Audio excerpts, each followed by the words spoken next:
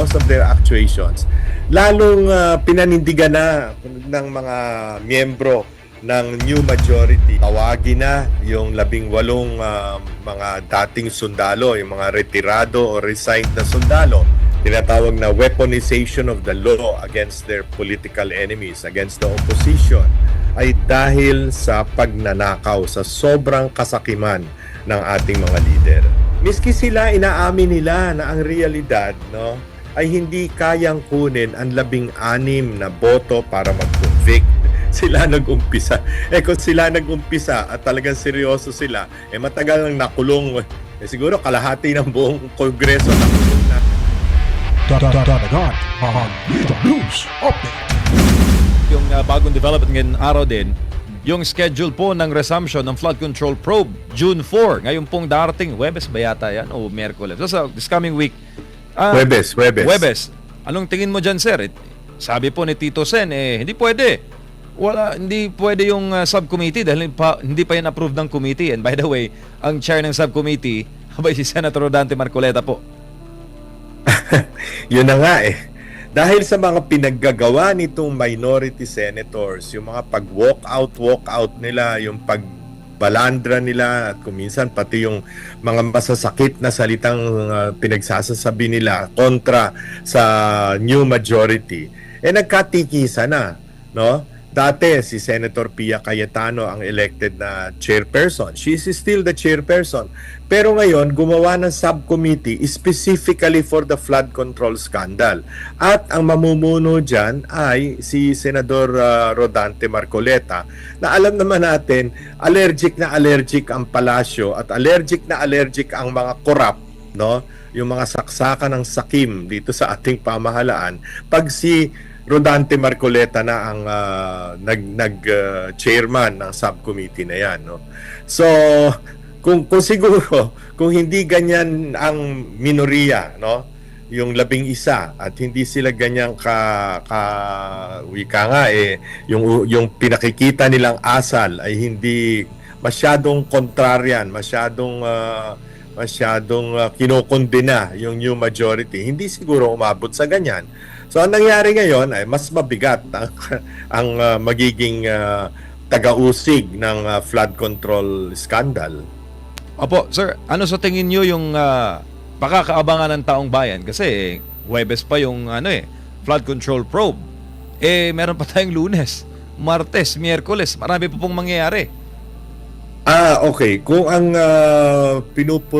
tinutukoy mo, MJ, ay yung posibilidad na magkapalitan na naman ng Senate President o ng liderato ng Kamara ng Senado sa Lunes, palagay ko'y malabo nang mangyari yan, no?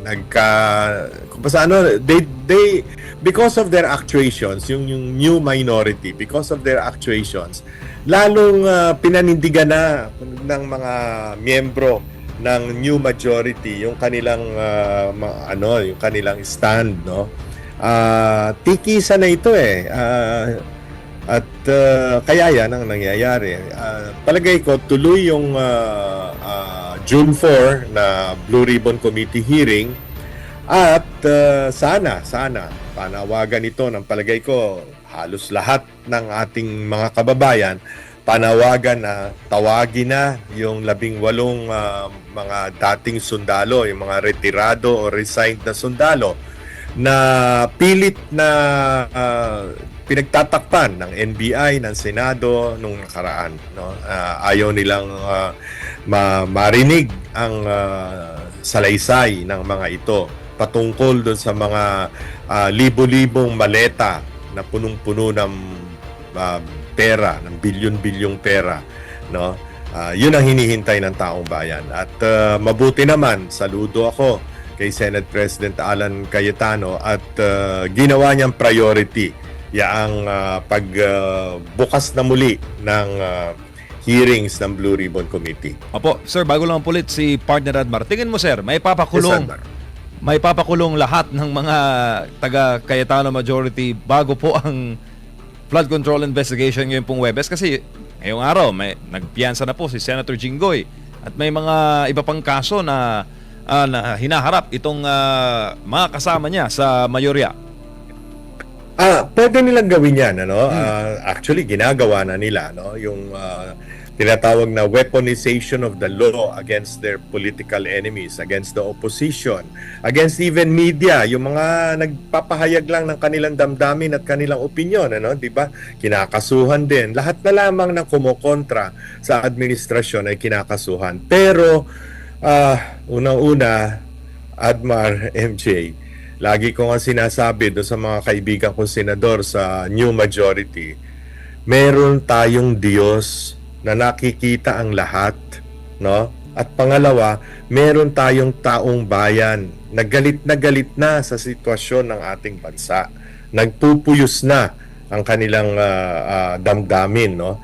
Hindi dahil sa hirap ng buhay, kundi yung malalaman pa nila na kaya sila, isa sa mga pinakamalaking dahilan kung bakit sila naghihirap ay dahil sa pagnanakaw, sa sobrang kasakiman ng ating mga leader. No? So palagay ko, tingnan natin, ano? Tingnan natin. Talagang siguro gagawin nila lahat ng pwede nilang gawin. Pero hintayin naman nila ang silakbo ng damdamin ng taong bayan. Opo, Sir Lito, si Admar po ulit ito. Yes, Admar. Yung power struggle po dyan ngayon sa Senado, ito ba may kaugnayan sa impeachment or dahil dito sa nakaambangan na muling pagbubukas ng investigasyon sa flood control? Saan kaya sila nababahala kung nababahala man sila? Alam mo, Admar, yung impeachment, hindi na yung issue ng whether mako-convict o maa-acquit si Inday Sara.